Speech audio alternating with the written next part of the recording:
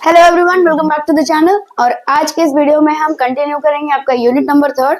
हाँ, थोड़ा सा लंबा हो रहा है बट एवरी जो डिटेल दी हुई है, जो सारी आपकी टॉपिक्स दी उसको कवर करना जरूरी है। तो आज फिर एक नए टॉपिक के साथ इस वीडियो को शुरू करते हैं और आज के इस वीडियो में हम डिस्कस करेंगे वायरस के बारे में।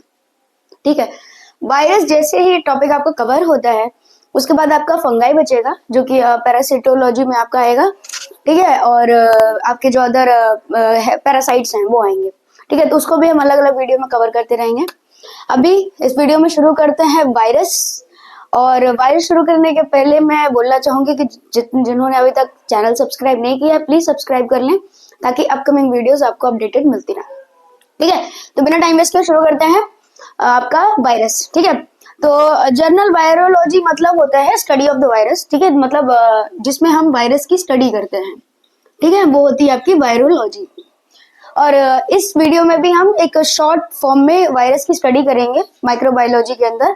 वो इसलिए क्योंकि हमारे जो सिलेबस है, जो आईएनसी के हिसाब से सिलेबस है, उसमें वायरस इतना इलोंगेटेड पार्ट नहीं है। फिर भी मैं जितना होता है ना कि एक अपडेटेड फॉर्म और एक अच्छा खासा इन्फॉर्मेशन प्रोवाइड कर पाऊँ, मैं उतना प्रोवाइड करूंगी।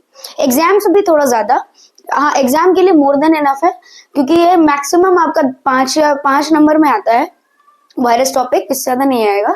ठीक है, और अगर लॉन्ग में आता है तो अलग चीज है, लेकिन मैक्सिमम ये हमेशा 5 मार्क्स के क्वेश्चन में आया है। ठीक है, तो उसमें आपको इतना कंटेंट आपके लिए बहुत होता है। फिर भी हम कवर करेंगे, जैसे कुछ लोग होते हैं कि एंट्रेंस के लिए पढ़ रहे हैं या फिर आप कह सकते हो अलग अलग कॉम्पिटिटिव एग्जाम्स के लिए पढ़ रहे हैं, तो उनके लिए हेल्पफुल होगा। तो शुरू करते हैं virology. Virology is mean study of virus. और वायरस को डिस्कवर बहुत पहले कर लिया गया था, आपके 80s में, 18 समथिंग आपके सेंचुरी में। लेकिन जो परफेक्ट एक्सप्लेनेशन प्रेजेंट है, ठीक है, जो परफेक्ट एक्सप्लेनेशन है वो ल्यूरिया जी ने दिया था 1967 में।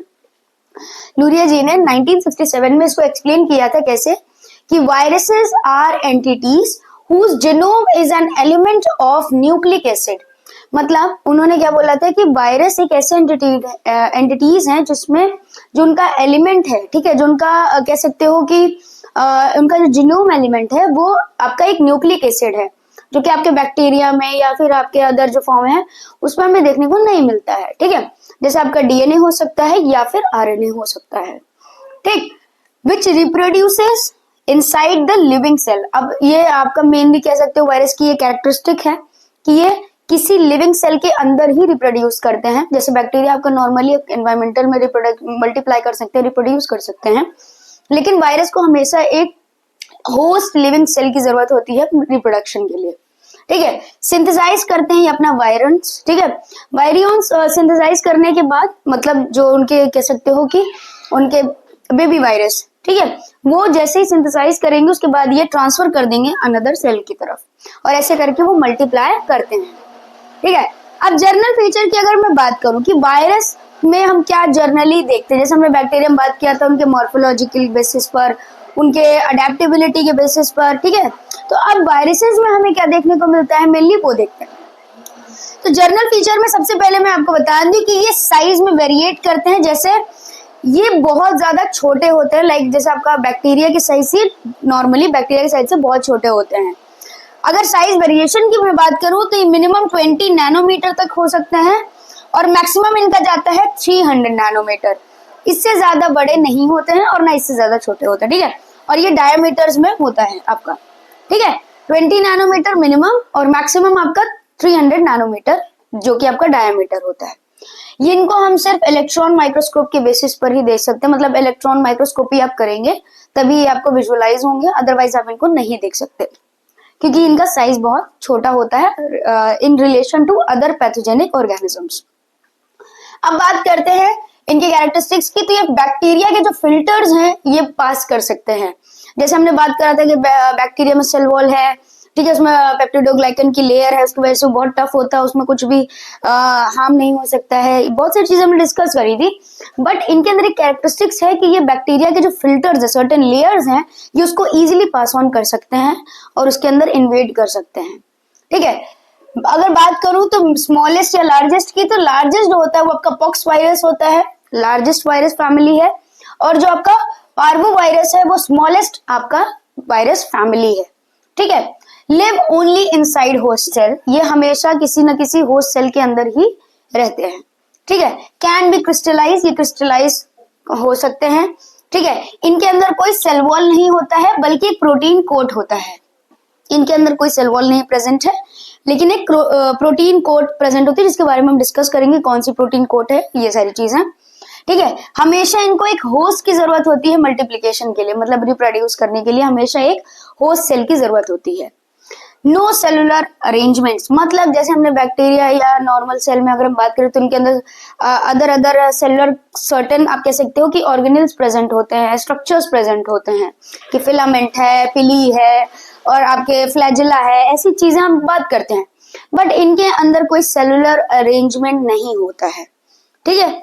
इजीली ट्रांसमिटेड है, ठीक है। इजीली ट्रांसमिटेड मतलब ये फ्रॉम पर्सन टू पर्सन या एनवायरमेंट के थ्रू ये इजीली ट्रांसमिट हो सकते हैं, ठीक है। जैसे बैक्टीरिया का होता है कि उनको वो सॉइल से ही होंगे, वो वाटर से ही होंगे, वो एनिमल से ही होंगे, वो एयरबॉर्न ही होंगे, लेकिन ये इजीली ट्रांसमिट हो सकते हैं सर्टेन आपके मोड्स के थ्रू, इनमें कोई पर्टिकुलरली रेंज नहीं चाहिए होता है। Do not respond to antibiotics, of course इनके लिए एंटीबायोटिक जैसे हम यूज करते हैं कि कोई पैथोजन है, अगर बायो आपके बैक्टीरियल है, ठीक है, तो हम एंटीबायोटिक्स यूज करते हैं उनके सर्टेन कंडीशन को ट्रीट करने के लिए, लेकिन वायरस में क्या होता है कि एंटीबायोटिक्स वर्क नहीं करती हैं। ऑलवेज कॉज सिस्टमिक इन्फेक्शन, ये मेजर चीज है कि वायरसेस जितने भी होते हैं वो हमेशा सिस्टमिक इन्फेक्शन कॉज करते हैं। जैसे आपके बैक्टीरियल है लोकलाइज्ड इन्फेक्शन कॉज कर रहे हैं, जैसे आपके स्किन इन्फेक्शन हो गए लोकलाइज एरिया में, ठीक है, लेकिन जो वायरसेस होते हैं वो हमेशा सिस्टमिक इन्फेक्शन ही कॉज करते हैं, ठीक है। अब बात करते हैं इनके स्ट्रक्चर के बारे में जो कि बहुत इंपॉर्टेंट है, थोड़ा सा देख लीजिए, ठीक है। तो स्ट्रक्चर की अगर बात करूं तो डायग्राम वैसे जितना मुझसे बन पाया मैंने बनाया है, अगर आपको स्पेसिफिकली चाहिए तो आप गूगल करिएगा, आपको प्रॉपरली डायग्राम मिल जाएगा रिलेटिंग, इसी से रिलेटेड होगा, ओके। बात करते हैं इसके स्ट्रक्चर के बारे में, तो इसके स्ट्रक्चर को हम दो टाइप्स में पढ़ते हैं, एक होता है इंट्रासेलुलर और दूसरा होता है एक्स्ट्रासेलुलर। इंट्रासेलुलर इतना कॉमन नहीं है इसलिए ज्यादा पढ़ते नहीं है, लेकिन मैं बताऊंगी आपको। पहले हम बात करेंगे एक्स्ट्रासेलुलर की, क्योंकि ये बहुत कॉमन है, हर means majority of virus family में हमें यही कह सकते हो कि स्ट्रक्चर देखने को मिलता है, ठीक है। तो एक्स्ट्रा सेलुलर जो वायरसेस होते हैं उनमें स्ट्रक्चर क्या होता है, अगर आप डायग्राम देख पाओ तो इनमें हमें पहले दिख रहा है कि एक लेयर है जिसमें ये हमें ग्लाइकोप्रोटीन्स दिख रही हैं, जो ये हुक टाइप की जो आपको कह सकते हैं स्ट्रक्चर्स हैं, जो ये आपके हुक टाइप से एक लेयर इनकी होती है। फिर दूसरी आपकी लेयर होती है जिनको हम लिपिड कहते हैं, ठीक है। लिपिड का एनवेलप है, लिपिड एनवेलप कौन सा है, ये वाला, ठीक है, जिसके अंदर का ये लेयर दिख रहा है। फिर इसके अंदर होता है आपका कैप्सिड लेयर, ठीक है, जिसके अंदर आपका कह सकते हो कि होल्डिंग पावर होता है आपके न्यूक्लिक एसिड को होल्ड करने के लिए, जो आपके डीएनए हो सकता है या आरएनए हो सकता है, मेजॉरिटी में आरएनए होता है, ठीक है। और फिर आपका न्यूक्लिक एसिड होता है, तो इतना ही स्ट्रक्चर होता है आपके वायरसेस का। अगर मैं बात करूं तो ये मेनली अगर आप थोड़ा थोड़ा देखो तो कोरोना वायरस जैसा इसका स्ट्रक्चर आपको दिख रहा है, क्योंकि सिमिलर है फैमिली से। ओके, अब बात करते हैं इसके स्ट्रक्चर्स की। तो न्यूक्लिक एसिड होता है सराउंडेड बाय प्रोटीन कोट, मतलब जो न्यूक्लिक एसिड होता है अंदर, ठीक है, आरएनए या डीएनए, वो प्रोटीन कोट से सराउंडेड होता है। आरएनए हो सकता है या फिर डीएनए हो सकता है, जो मैंने बता दिया। सिंगल स्ट्रैंडेड हो सकता है या फिर डबल स्ट्रैंडेड हो सकता है। जो आपका आरएनए है सिंगल स्ट्रैंडेड और डीएनए आपका डबल स्ट्रैंडेड। न्यूक्लियो कैप्सिड होता है इनमें। न्यूक्लियो कैप्सिड क्या होता है, जैसे आपका ये न्यूक्लिक एसिड जो है प्रेजेंट है, ठीक है, न्यूक्लियाई जो प्रेजेंट है इसमें आपका एक प्रोटीन है, ठीक है, प्रोटीन कोट है, ठीक है, तो वो मिलके बना रहा है आपका न्यूक्लियो प्रोटीन, ठीक है, न्यूक्लियो प्रोटीन बना रहा है। फिर उसके ऊपर एक कैप्सिड की लेयर है, तो वो न्यूक्लियो कैप्सिड हो गया, फिर वो कैप्सिड के साथ है, ठीक है, तो इतनी लेयर्स हो गई, तो वही हो गया आपका nucleic plus capsid, that is nucleo capsid. और फिर एक न्यूक्लियस का आप कह सकते हो कैप्सिड का एक लेयर है ये, तो वो आपका अलग से कैप्सिड लेयर हो गया। देन नेक्स्ट है सम हैव फॉस्फोलिपिड एनवेलप। कुछ वायरसेस फैमिली में फॉस्फोलिपिड की एक और लेयर होती है, ठीक है। देन कैप्सिड अगर बात करूं तो कैप्सिड किससे बना होता है, वो आपका बना होता है कैप्सोमर से। किससे बना होता है, कैप्सोमर से। Next is peplomers. पेप्लोमर्स क्या होते हैं, जो मैं जैसे मैंने बताया हमने अंदर से बात की थी, तो हमने अंदर की तरफ जो बाहर लास्ट में हमारे पास बच रहे हैं ये जो हुक टाइप स्ट्रक्चर्स हैं, ये आपके पेप्लोमर्स हैं। पेप्लोमर्स आपके ग्लाइकोप्रोटीन या देन आपके ये लिपिड लेयर के वो होते हैं, कह सकते हो स्ट्रक्चर्स होते हैं, बने हुए होते हैं। पेप्लोमर्स अगर मैं बात करूं तो दो टाइप में होते हैं, एक लिपिड लेयर होती है, ठीक है, जो ये आपकी लिपिड लेयर दिख रही है अंदर वाली, ये लिपिड लेयर होती है, और दूसरी ये ग्लाइकोप्रोटीन के हुक होते हैं, ठीक है। ये दो टाइप के पेप्लोमर्स होते हैं, स्पाइक्स ऑफ ग्लाइकोप्रोटीन और लिपिड की एक लेयर होती है। ये होते क्यों हैं? ये जो दोनों लेयर है, ये जब होस्ट सेल जैसे आपका ये बैक्टीरियल सेल में इन्वेड कर रहा है अंदर, तो जो साइटोप्लाज्म होता है अंदर, ठीक है, तो साइटोप्लाज्म को क्रॉस करके न्यूक्लिक एसिड उनके जो न्यूक्लियाई है उसके तक पहुंचने के लिए इसकी जरूरत पड़ती है, इस स्ट्रक्चर की। इसीलिए इनमें पेप्लोमर्स जो है बहुत इंपॉर्टेंट है। तो ये हो गया आपका एक्स्ट्रा सेलुलर स्ट्रक्चर। इंट्रासेलुलर में कुछ ही चेंजेस होते हैं, उसके बारे में हम बात करते हैं। अब जैसे हमने एक्स्ट्रा सेलुलर के बारे में बात कर ली है, तो आगे बात करते हैं इंट्रासेलुलर में। तो उसमें ज्यादा कुछ स्पेसिफिक चेंजेस नहीं है, कुछ चीजें हैं, जैसे न्यूक्लिक एसिड, जैसे जो अंदर का न्यूक्लिक एसिड था, ठीक है, कंटेंट था, उसमें कैप्सिड का होता था, तो कैप्सियो न्यूक्लियाई बनाते थे ना वो, तो वैसे ही यहाँ पे वो लैक करते हैं, वो कैप्सिड नहीं होता है न्यूक्लिक एसिड पर, ठीक है। एंड देन जो इंट्रासेलुलर है उसमें दूसरी कैरेक्टरिस्टिक ये है कि अलग अलग स्ट्रक्चर्स में ये प्रेजेंट होते हैं, मतलब कॉम्प्लेक्स स्ट्रक्चर्स में प्रेजेंट होते हैं। नॉर्मली आप कह सकते हो कि जैसे अगर हम बात करें तो नॉर्मल जो स्ट्रक्चर होता है वो आपका वायरसेस का आपका ऐसे होता है, ठीक है, लेकिन जो इंट्रासेलुलर वाले होते हैं उनमें लाइक आपका आइकोसाहेड्रल हो गया, हेलिकल या स्फेरिकल, जो हमने डायग्राम बनाया था वो आपका इंट्रासेलुलर टाइप ऑफ आपके वायरसेस हैं, ठीक है, वो स्ट्रक्चर है। तो ये हो गया आपका इंट्रासेलुलर।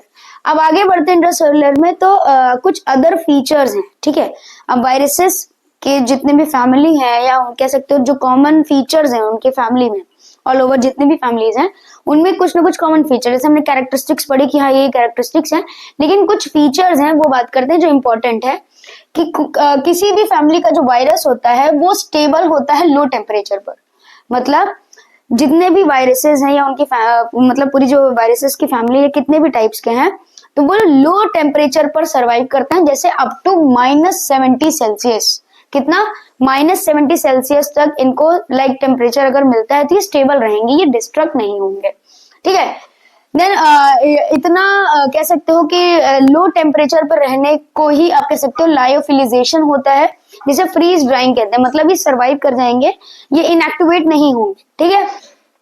रेजिस्टेंट टू डिसइंफेक्टेंट, ये जो जितने भी काइंड ऑफ डिसइंफेक्टेंट हम यूज करते हैं, जैसे सरफेस क्लीनिंग के लिए या आर्टिकल क्लीनिंग के लिए, कि हाँ जो भी आपके पैथोजेनिक होंगे वो डिस्ट्रक्ट हो जाएंगे, लेकिन ये डिसइंफेक्टेंट से रेजिस्टेंट होते हैं, मतलब ये नहीं किल हो पाएंगे।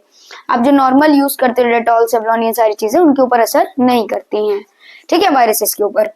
इनएक्टिवेटेड बाय हीट, अगर इनको हम इनएक्टिवेट करना चाहें या कह सकते हो अगर किल करना चाहें तो एक्सट्रीम हीट देनी पड़ती है, और अगर इनएक्टिवेट करना है तो 50 to 60 सेल्सियस तक हीट अगर हम 30 मिनट तक के लिए दें अगर किसी भी आर्टिकल पर, तो ये वायरस इनएक्टिवेट होते हैं, किल नहीं होते। अगर 60 सेल्सियस से अबव की हीट हम देंगे देन वो किल हो पाएंगे, ठीक है। अब इनएक्टिवेशन बाय हीट में और भी चीजें हैं, जैसे सनलाइट हीट हो गई आपकी, अल्ट्रावायलेट रेज आपकी जो हीट प्रोड्यूस करती है, आयनाइजेशन जिसमें आपका आयनाइजिंग रेडिएशंस होते हैं, ठीक है, ये सारी चीजें, तो ये वायरसेस को इनएक्टिवेट कर देती है। pH मोर देन 9, मतलब 9 से ज्यादा, मतलब बेसिक अल्कलाइन जो होता है वो बढ़ जाता है, ठीक है, आपका कैरेक्टर, और लोअर देन 5 मतलब एसिडिटी ज्यादा हो जाएगी, ठीक है। तो अगर 9 से ऊपर जा रहा है तो इनको डिस्ट्रक्शन होगा, और अगर 5 से नीचे जा रहा है मतलब और एसिडिक हो रहा है ना एनवायरमेंट, तो वो ये डिस्ट्रॉय हो सकते हैं, ठीक है।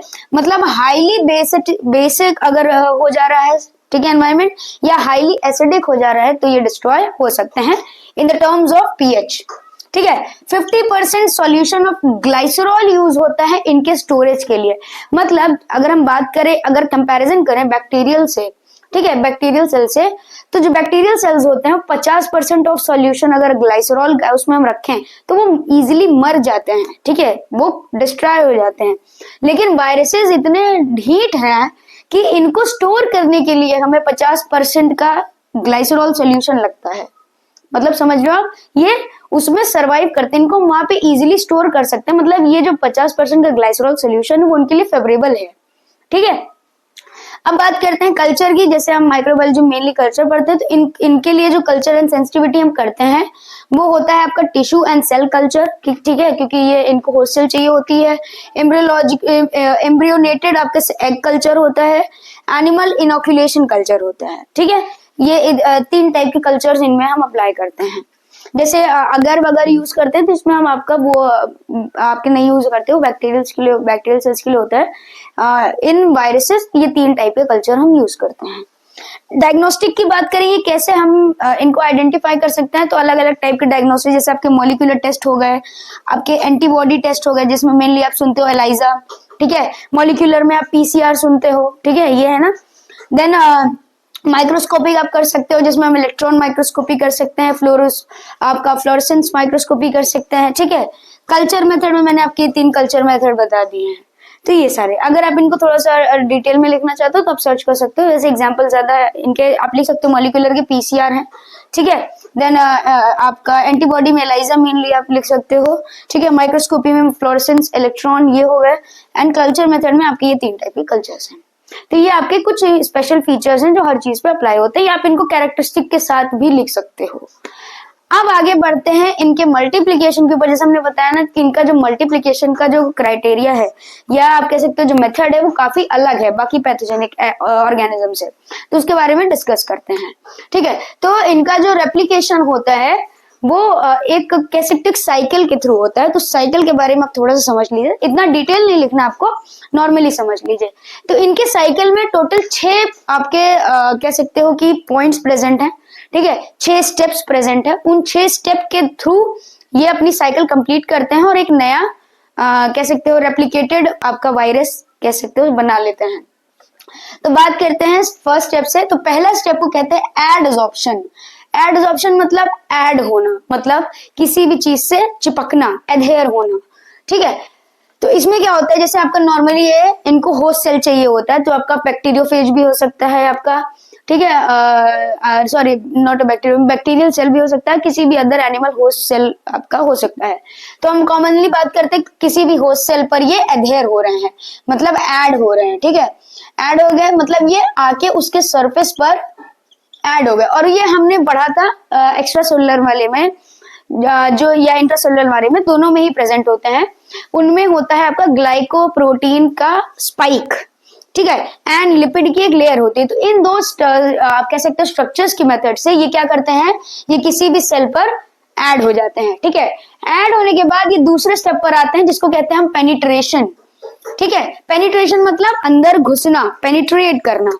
तो यही है कि वायरोप्रेसिस आपका वायरोपेक्सिस में क्या होता है कि ये अब अंदर पेनिट्रेट होते हैं, उस प्रोसेस को कहते हैं, ठीक है। इसमें क्या करते हैं, ये अपने जो आउटर लेयर, जो ये आउटर कवरिंग है, जो ये आपका एनवेलप लेयर है, ये इसको रिलीज कर देते हैं और ये अपना वायरल आरएनए या डीएनए जो भी प्रेजेंट है, मेनली आरएनए, ये अपना अंदर सेल के रिलीज कर देते हैं, ठीक है।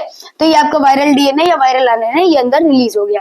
फिर जो ये आपका डीएनए या आरएनए है वो ट्रैवल करता है होस्ट के न्यूक्लियस तक, या आप कह सकते हो न्यूक्लियस के अंदर जो उनकी जेनेटिक मटेरियल है वहां तक। वहां पे जाके ये प्रो वायरस बनाते हैं। प्रो वायरस मतलब जैसे जो इनका आरएनए था, ठीक है, ये अंदर गया, इसने डीएनए फॉर्म कर लिया, ठीक है। डीएनए मतलब ये प्रॉपरली डबल स्ट्रैंड बनाते, क्योंकि मान लीजिए जिस भी ये सेल के अंदर गए उसके पास डीएनए है, ठीक है, तो डबल स्टैंडर्ड है, तो इनको ट्रांसक्रिप्शन करने में थोड़ी सी प्रॉब्लम होगी। इसीलिए क्या करते हैं, अपने आरएनए को डीएनए में कन्वर्ट करते हैं अंदर होस्ट सेल में ही। कन्वर्ट करने के बाद ये जो होस्ट का डीएनए होता है उसके साथ ये क्या करते हैं, ये ट्रांसक्रिप्शन शुरू करते हैं, ठीक है। ट्रांसक्रिप्शन शुरू करने के बाद ये उस स्ट्रक्चर को हम कहते हैं प्रोवायरस। ये वहां पे क्या होता है, अनकोटिंग होती है। अनकोटिंग मतलब ये जो होस्ट के सेल का जो डीएनए होता है उसके साथ ट्रांसक्रिप्शन शुरू करते हैं, तो वहां पे चेंजेस आते हैं, दैट इज अनकोटिंग, ठीक है। अनकोटिंग होने के बाद एक नया इनका आरएनए तैयार हो जाता है, ठीक है, जो कि आपके क्या बोलते हैं होस्ट सेल के डीएनए से मिलके ट्रांसक्रिप्ट होके बनता है, ठीक है। ट्रांसक्रिप्ट होने के बाद जो नया वायरल आरएनए इनका बनता है वो आपके आउटर लेयर पर आ जाता है, ठीक है। आपके जो न्यूक्लिक एरिया था उसको छोड़ के वो आउटर लेयर पर आ जाता है, और उसके साथ साथ आता है वायरल प्रोटीन, ठीक है, जो आपके ट्रांसक्रिप्शन के थ्रू रिलीज हुआ है। इस प्रोसेस को कहते हैं बायोसिंथेसिस। ठीक है, वायरल जो आरएनए या जो कह सकते हैं न्यू जो आरएनए बना है वो धीरे धीरे फिर एक जो ये वायरल प्रोटीन था ये फॉर्म करता है इनका एनवलप। जो ये प्रोटीन है वो एनवलप फॉर्म करता है, जैसे हमने बात करी थी ग्लाइकोप्रोटीन लिपिड लेयर, तो ये वायरल प्रोटीन ही इनका एनवलप फॉर्म करता है। एनवलप फॉर्म कर जैसे ही एनवलप पूरा फॉर्म हो जाता है तो ये जो नया वायरल सेल है ये रिलीज हो जाता है। ठीक है, इसको कहते हैं ईग्रेस। ईग्रेस, इस प्रोसेस को कहते हैं ईग्रेस।